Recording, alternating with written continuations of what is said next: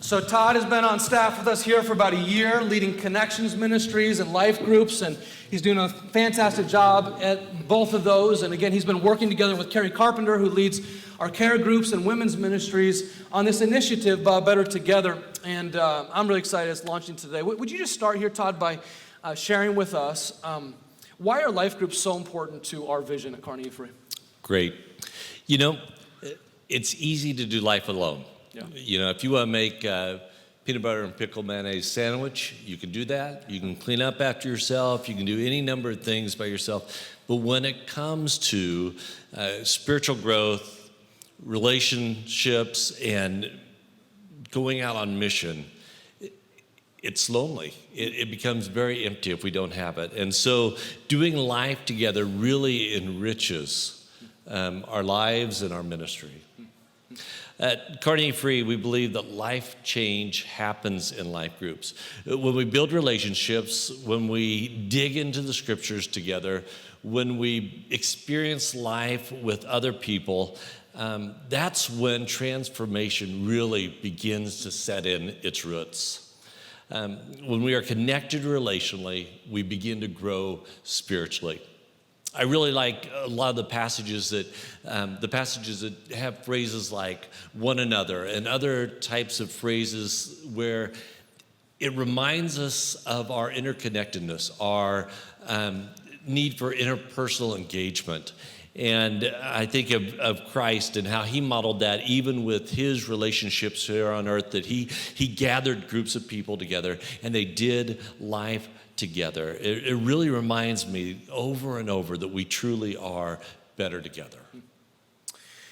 Todd, one of the things that the main thing that we want for all of us, as I've said already, is transformation, right? We want transformation. What I've talked about here, though, this morning is that transformation comes as we give ourselves more and more to God through these 4 shaping values, kind of our pathway to discipleship. Now, how does life groups help me? How would life groups help a single mom in this room, a father in this room, move toward Christ-like transformation? You bet. Well, our mission here at Carnegie Free is building transformational community by growing in love with Christ and all people. If we look at that and we use that as kind of our starting point here in ministry, and we speak about life change happening within life groups, and then we look at this idea of us becoming a church of life groups, that we don't just have groups, but that really is part of our fabric, part of who we are.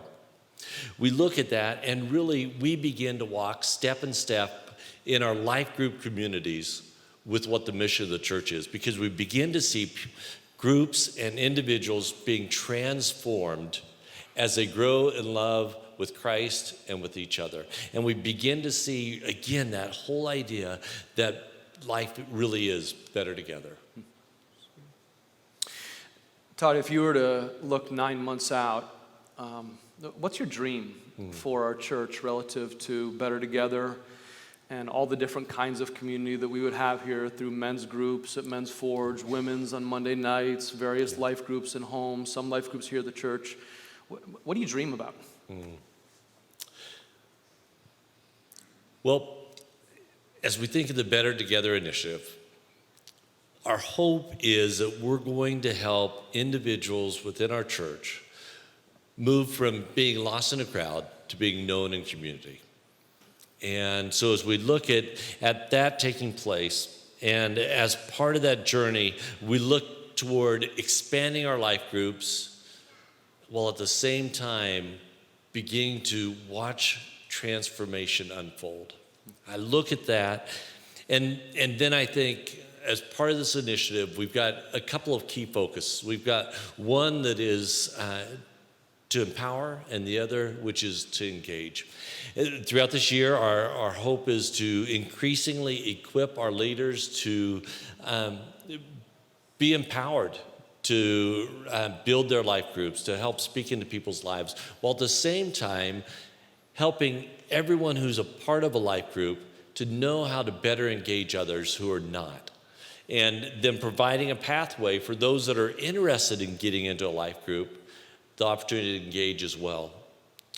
So as we look at that and I think of our life groups and the many settings that they're in, we have a meeting on campus, we have a meeting off, we have under the large umbrella of life groups, we have men's ministry, Forge, we have a lot of women's ministries, groups that are meeting on Monday nights. C20 has its breakout groups other than Sunday night even. They meet off campus from here as well. I think of ministries to single moms and others that involve couples and just the whole diversity of groups that takes place. And when I think of that and then put that together with the season that we've just gone through, nationwide, there's been this whole change in how we have to do ministry.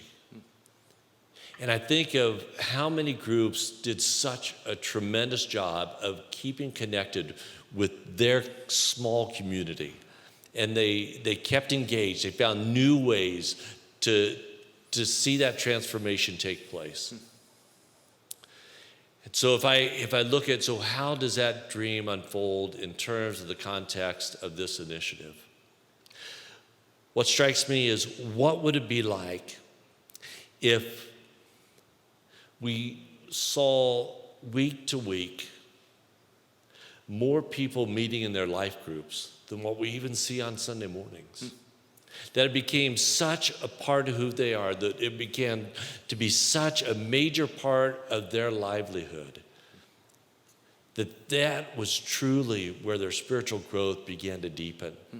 What would it be like if we saw more people in those groups on a week-to-week basis than even here at worship? And for me, I think in terms of a dream, that would really help prepare us to weather whatever storms. Not just things like this whole transition of coronavirus and all, but other weatherings that take place within our lives. Yeah. I think really our life groups could play a major role Yeah.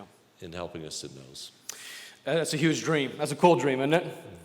I mean, we currently have over 50% of our adults who attend this church that are part of a life group of some kind. We're a church of life groups. We want to become even more so a church of life groups because we recognize, well, we're better together. That is a great dream. I'll pray with you for that dream. Hey, as we wrap up here though this morning, up on the screen, you just see a summary. You see this icon out in the lobby, and it's this. What do you want me to do, Pastor? You just commit to 3 to 4 hours a week for these things. If you want to grow, you got to put some time into it. You do these 3 environments where you come to Sunday morning service or Sunday evening C20 service and you seek the truth of the gospel. You embrace the gospel in a service. You live it out then during the week. You join a mission, just one mission, through this church, for the community, for others here in this community. And you choose community. If you can only do one right now, I say choose community, honestly. If you can only do one right now, if you've already embraced the gospel, the first thing you do is embrace the gospel. That's the first thing you need to do. If you've done that, next thing is choose community. If you haven't done that, start there. But this is where we're going over these next 9 months. I can't wait to see what God will do. Todd, would you lead us in prayer as we begin this initiative? All right. Let's pray. God, I thank you for this opportunity to just see you do your transformational work in these smaller versions of Carnegie Free as we look at life groups and the ways in which you can do your work as we grow increasingly in love with you and with one another. God, I pray that you would help us to continue to form safe places, safe groups for people to step into and begin to allow you to transform their lives, not coming in perfect, but coming in where they're at and moving forward with one another, moving forward in you. God, I thank you for your love and your grace in our lives.